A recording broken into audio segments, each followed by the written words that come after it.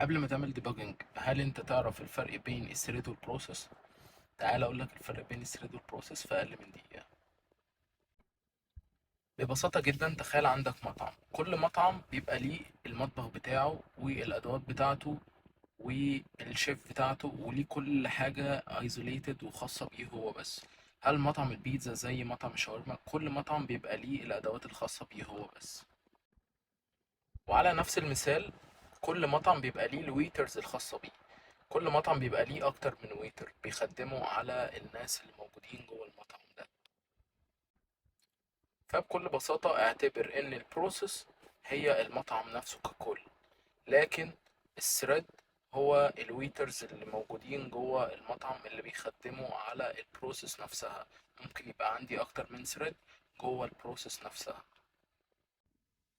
ده مثال توضيحي بس للي حابب يفهم الفرق ببساطة، لكن هنشرح مثال أكتر فنية في الريل الجاي. شكرا جدا.